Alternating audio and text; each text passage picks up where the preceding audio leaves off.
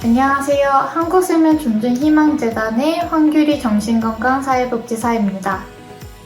저희 재단은 자살 예방에 중추적인 역할을 수행하고 있는 기관으로 자살 예방과 생명 존중 문화 조성을 위해 설립된 보건복지부 산하 공공기관입니다. 저는 사후관리사업부의 유해정보 대응팀에서 근무하며 신속한 자살 유발 정보의 차단을 위한 다양한 사업을 수행하고 있습니다.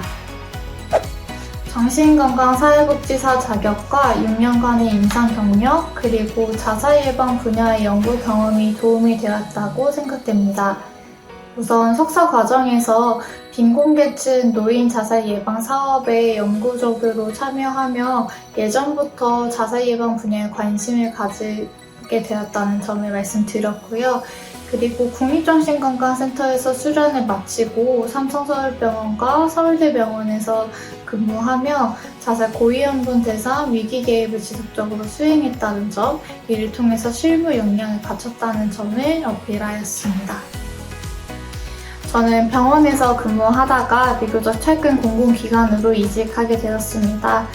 기존의 병원에서 근무하면서는 자살 고위험군 당사자분들과 가족들이 직접 마주하게 되는데요. 살아계셔서 다행이다라는 안도감도 들지만 한편으로는 언제 또 다시 이런 위험이 닥칠지도 모른다는 불안감이 공존해 있었던 것 같습니다. 만나 뵐 때마다 이렇게 치료 이후의 계획도 물론 중요하지만 그 무엇보다 중요한 거는 예방적인 접근이다. 이러한 예방 체계를 구축하는 데 조금 도움이 되고 싶다라는 생각에 이런 체계를 마련하는 공공기관으로 오게 되었습니다.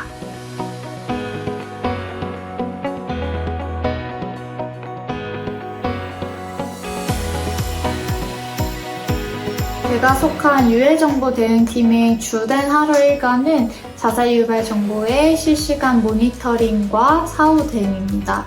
자살 유발 정보란 동반 자살 모집이라든지 자살을 실행하거나 유도하는 정보라든지 자살 위해 물건의 판매 또는 활용이라든지 이렇게 자살을 부추길 수 있는 자살 유발 정보를 게시한 경우를 뜻하는데요. 이런 온라인상에 게시된 자살 유발 정보를 모니터링하고 필요한 경우 사후 대응 조치를 취하고 있습니다. 사후 대응은 자살 위험성이 높아 보이는 게시자의 경우 경찰 긴급구조는 반복적으로 자살 유발 정보를 유포하는 경우에 대해서는 수사 의뢰를 하기도 하고 혹은 정보통신 서비스 제공자와의 협력 체계를 꾸준히 강화함으로써 한라인 통해서 이런 자살 유발 정보들이 신속하게 삭제, 차단될 수 있도록 대응 조치를 하고 있습니다. 특히 현재는 이제 국민 미디어 자살 유발 정보 모니터링단 지켜주민이 있어서 이러한 봉사단을 운영하면서 실시간 모니터링을 수행할 수 있도록 돕고 있습니다.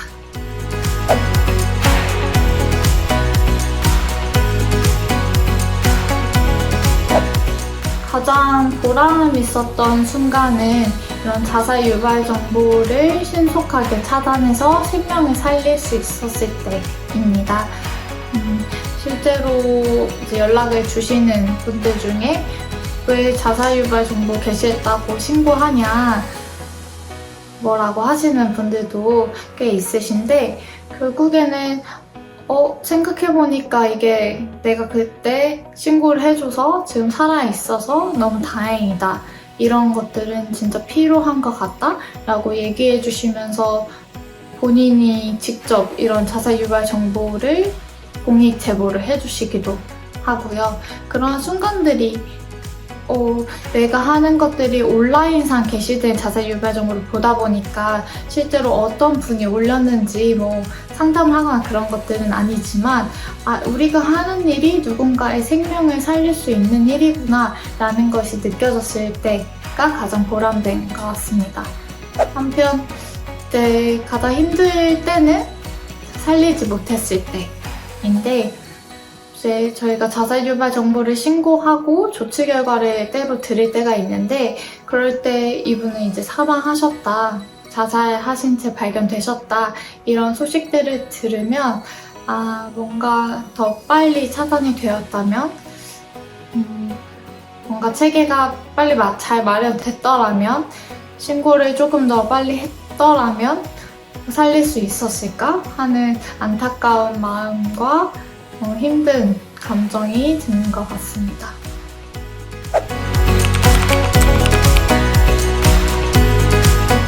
지금 하고 있는 업무에서 중요한 건 자살 위험 신호를 통해서 위험도를 분류하는 역량, 위기 신호를 감지하는, 파악하는 능력이라고 생각합니다. 온라인상 게시되어 있는 부분들이기 때문에 저희가 그분들의 비언어적인 표현이라든지 이런 상세한 상황들을 파악하기에는 한계가 있어요. 하지만 그 사람들의 계정이라든지 그 사람이 사용한 단어라든지 혹은 여러 가지 자살 신호, 위험 신호의 언어적 신호라든지 상황적 신호라든지 행동적 신호라든지 이런 것들을 가능한 파악해서 자살 위험도를 분류하고 필요한 사후 대응을 하는 것이 매우 중요하다고 생각됩니다.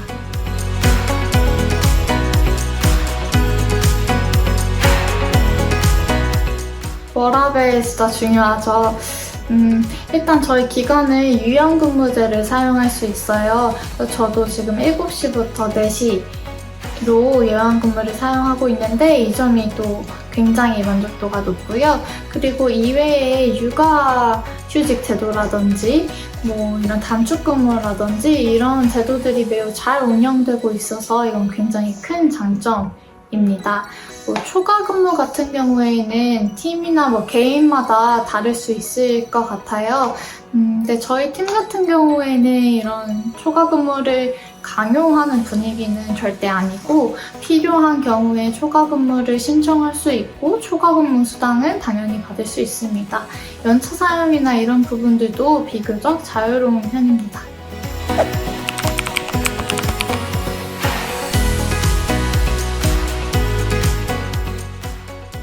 이 분야에 추천하고 싶은 사람은 아무래도 자살 예방에 관심이 높은 분들에게 추천하고 싶습니다. 당연한 이야기일지 모르겠지만 어찌됐든 저희 기관이 자살 예방 사업의 중추적인 역할을 수행하고 있기 때문에 교육, 홍보, 연구, 데이터 등등의 여러 사업들을 다 추진하고 있어요. 그래서 자살 관련된 부분에 관심이 높고 다양한 사업을 수행하고 싶은 마음이 있으시면 추천드리고요. 또 순환근무여가지고 심리부검이라든지 사후대응팀이라든지 이렇게 대상자들이 좀 직접 마주할 수 있는 그런 부서도 있고 조금 정책이나 이런 부분들을 지원하는 그런 부서들도 있어서 이런 자살 예방에 관심이 있으시면 여러 부서의 순환근무를 통해서 경험을 쌓으시는 것이 굉장히 좋지 않을까 싶습니다. 한편 이제 공공기관이기도 하고 사업 운영을 주로 기반으로 하긴 해서 팀마다 임상의 비중이 차이가 있을 수 있고 내가 원하는 팀에 가기가 어려울 수도 있잖아요. 내가 뭔가 임상적인 경력만 쌓고 싶다.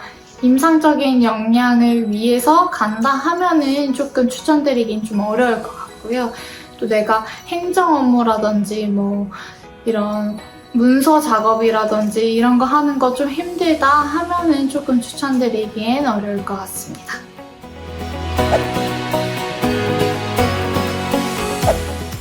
저희 기관에서 정신건강사회복지사 자격이 실제로 쓰이는 순간이나 비중은 팀별로 굉장히 다양할 것 같습니다.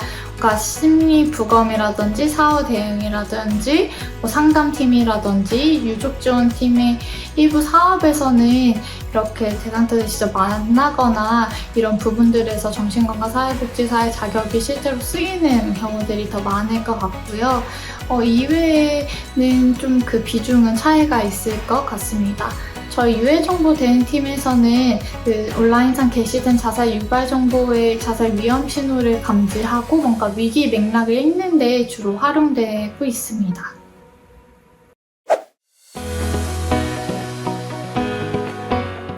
이건 사실 사회복지사 분들이 많이 겪는 어려움인 것 같아요. 우리가 하고 있는 일이 실제로 수치상 평가되기에는 좀 어려운 부분들이 있다고 생각됩니다. 저희 기관에서도 아무래도 자살 예방 사업을 수행하고 있기 때문에 자살률이 가장 중요할 텐데요. 현장의 개입의 질이 높더라도 자살률은 높아질 수도 있고 또 한편으로 낮아질 수도 있는 거여서 이렇게 여러 가지 외부 요인들이 많기 때문에 저희의 사업의 질을 딱 그 자살률로 평가하기에는 좀 어려운 부분들이 있습니다. 또한 저희 유해정보 대응팀에서는 이제 자살 유발 정보의 삭제율, 차단율로 만약에 성과지표를 삼는다면 이게 실제로 우리가 이렇게 노력해서 차단율이 된 건지에 대한 것도 좀 불분명할 수도 있고, 정보통신 서비스 제공자들이 삭제 조치를 한 건지, 아니면 게시자들이 삭제 조치를 한 건지, 아니면 우리가 한라인 요청을 통해서 삭제 조치가 된 건지, 이런 부분들이 또 외부 요인들이 많기 때문에 명확하게 인과관계를 좀 파악하기 어렵다는 점이 좀 힘든 부분입니다.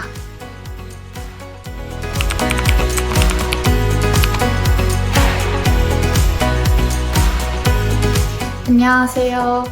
아마 이 영상을 보고 계신 분들은 내가 정신건강사회복지사로서 어떤 일을 해야 하나, 혹은 이 일을 계속 해야 하나 라는 고민을 가지고 계실 것 같습니다. 저도 이 일을 계속 해나가면서 우리가 하는 일이 사실 당장 변화가 보이지 않는 부분들도 있어서 좀 힘든 부분들이 크실 거라고 생각이 듭니다. 저도 그랬고요. 근데 계속 일을 하다 보니까 당장에 내가 원하는 변화가 보이지 않는다고 해서 변화가 없는 건 아니더라고요. 조금씩 변화하고 있고 이게 느리지만 천천히 좋은 방향으로 나아가고 있는 것 같아요. 제가 생각하는 정신건강 분야가 함께 고민하고 있으면 좋겠고요. 또 이런 분야에서 이 동영상의 취지 자체도 사실은 정신건강사회복지사가 일할 수 있는 분야가 굉장히 다양하잖아요. 병원도 있고 재활시설도 있고 이런 공공기관도 있고 여러 가지 분야가 있기 때문에 이런 부분들을 활용해서 다양한 분야에서 경험을 쌓아보시고 나에게 맞는 분야를 좀 선택하시면 좋지 않을까 싶습니다. 5년 후에 저는 임상 현장의 언어를 이해하고 또 정책의 언어를 이해하고 이를 연결할 수 있는 자살 예방 분야의 전문 인력으로 성장하고 싶습니다. 그동안 쌓아온 실무 현장 경험을 바탕으로 당사자분들이 실제로 체감할 수 있는 그런 자살 예방 체계를 구축하는 데 힘쓰고 싶습니다. 앞으로 정신건강 분야나 자살 예방 분야는 특정 고위험군만을 대상으로 하는 게 아니라 누구에게나 적용되는 좀 보편적인 접근으로 변화할 것이라고 생각합니다. 지금도 사후 개입 중심에서 구조적 예방 접근이 중요시 되고 있는 시점이어서요. 앞으로 더 모두가 이 부분에 대해서 함께 고민하고 내 문제, 우리 문제라고 생각할 수 있는 방향으로 나아가야 된다고 생각됩니다.